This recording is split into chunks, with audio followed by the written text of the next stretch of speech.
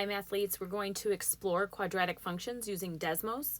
After today's lesson, you will be able to find patterns in graphs and tables to understand equations in vertex form of quadratic functions. For each equation, you're going to enter the quadratic equation that's given to you using this A squared button in the Desmos keypad, or you're going to use the caret key that's on your keypad. It's the shift of number 6. And then you're going to use Desmos to accurately graph these. You're just going to type it in. You're going to get that accurate graph. You're going to plot that on your paper. And you're going to record at least 5 points in your table and on your graph. Vertex is going to be in the center row, 2 points to the left and to the right, and then answer the questions. Your goal for this activity is to look for patterns between the equation, table, and graph, those 3 representations, to help you understand this equation right here, vertex form. So you're going to open Desmos on your computer, your Chromebook, and that's desmos.com/calculator.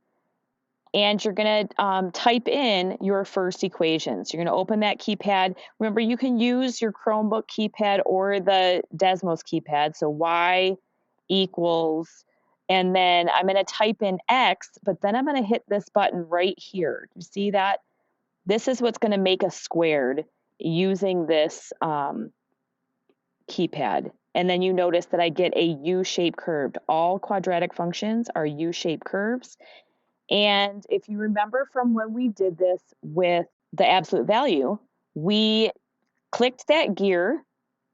So see where I'm looking right here. I'm clicking this gear right here and clicking that table so that I see those points. And you can see that my vertex is here in the center because I have the buddy points here, and you can see the vertex right here. And so that gives you the 5 points you need to plot over here. So I will go ahead and do that. I'm going to plot 0, 0.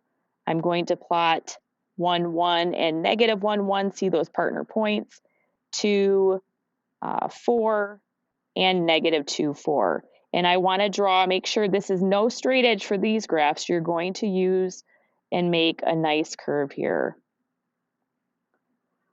And then you're going to fill in and use this table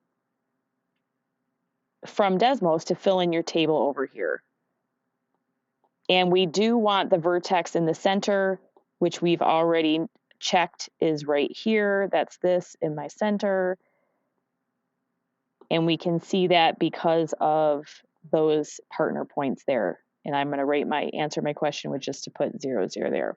We call this particular function our parent function, just like we did with absolute value, because nothing is changed. There's nothing being added or subtracted to the equation. And there's the a value, when there's nothing written there, remember, is 1. So when that's 1 and when your h and k are 0, that is considered our parent function. We base everything else off that.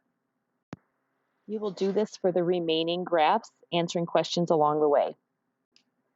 We will be discussing in class the patterns that we notice. So be thinking about, what did you notice between the equation, this vertex form right here, and the table and the graph that you made in Desmos?